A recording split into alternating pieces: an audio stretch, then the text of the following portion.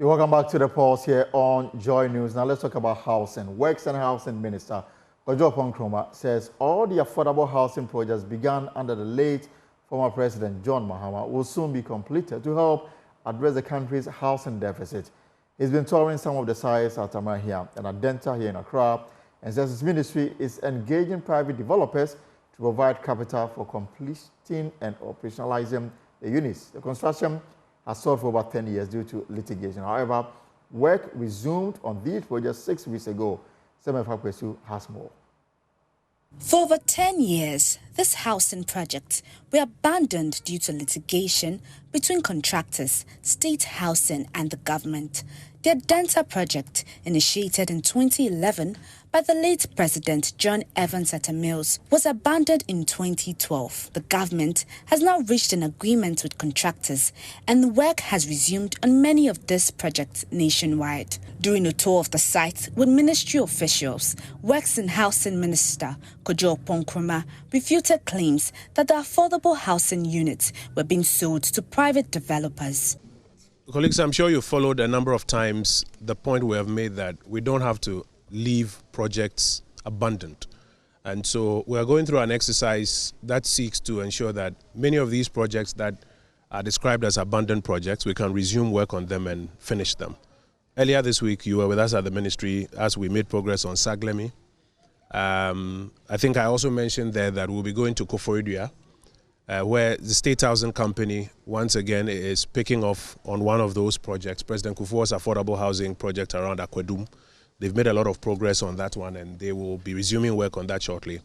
6 weeks ago, as part of that program, they resumed work on this particular project following the litigation there. Just to make a low point that the contractors or the private entities that we are bringing into these projects, we are not selling the projects to them. I noticed, for example, that after Monday, there were those who were of the view that we are selling these projects to private contractors. We're not selling to private contractors. We're inviting private sector in to work with us to complete. So here there are private subcontractors who are working with state housing to finish it, and then they will sell it to the public, which is the intendment. In Koforidua is the same. They're working with a private subcontractor who will be doing the same, who will go there and see it. In Saglemi as well, we've invited the private sector not to come in and buy, we're not selling, but to come in, bring in their capital. Government has already invested $200 million into it. The private entity would come and invest the estimated about $100 million, and then together we will complete the project and sell as affordable homes to the Ghanaians. So it's important that we have an understanding that because of the limited fiscal challenges that we have, or the limited fiscal space we have, government cannot necessarily bear the burden of pre-financing everything. The CEO for the State Housing Company, Kwabena Appiah, has provided updates on the housing projects. This is Adenta. We call this place SHC Gardens or SHC Court. This project was started around 2011 under the presidency of former President J.A. Mills. It was discontinued somewhere between 2012 and 2013 due to disagreements between the then State Housing Management and then the contractor and the government as well. So it made the project to stall for about 10 years whilst the case was being litigated in court. Finally, we've been able to bring the litigation to a close, and the government have taken it on to move back to site to complete this project as part of the various projects that have stalled around the country. But once we are done with that, we hope to then move to another project site within the Greater Accra region. Across the country, State Housing is developing similar projects in the Central region, where the North Fourth Ridge area in Cape Coast, in Takoradi as well. Also in the Western North, we are doing Tamale, we are doing Bogatanga, and then in Ho as well. The Works and Housing Ministry has announced that all abandoned housing projects nationwide will be completed and sold to the public. Semefa Kwesu's report for Joy News. So most of these projects were started by the late President John Evans Atta Mills, and government says that they are looking to get them done and then sold to the public. Now, before we talk about the BEC and the arrest, let's talk about investment, because today is Wednesday, and the locked-up investment holders forum picketed the Finance Ministry this morning for the 6th consecutive week in demand for their locked-up funds at NDK Finance and 3 other deposit-taking institutions. The group persistently, they've requested an audience with the Finance Minister or his deputies to express their grievances with no success so far. The group is yet to receive a response from Parliament after petitioning the House of Legislature to intervene on their behalf and ensure government includes in the mid-year review budget a portion to deal with their concerns. Kenneth Jesse worked with them, and this is his report.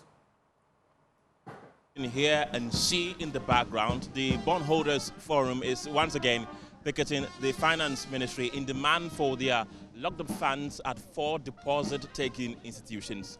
They had earlier petitioned Parliament to intervene and make sure that these funds are included in the mid-year budget review. Listen to the lead convener of the group, Dr. Edu Anani Entry. We have submitted a petition to Parliament to step in, and Parliament is working on that.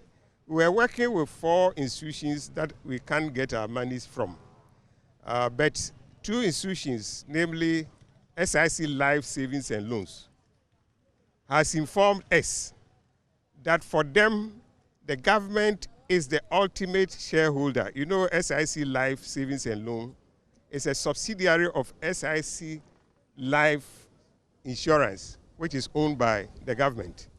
And so, according to them, they are working with the Minister of Finance to provide, Minister of Finance representing the shareholder, to provide additional resources to enable them pay their clients the way and manner that they are supposed to do. So we say, well, if you think that your shareholder is working to give you money, then we can't say Parliament or Ministry should provide financing to enable the Bank of Ghana revoke your license. The second institution among the 4 is SDC Financial Services. According to them, the government owes them so much in terms of what they call the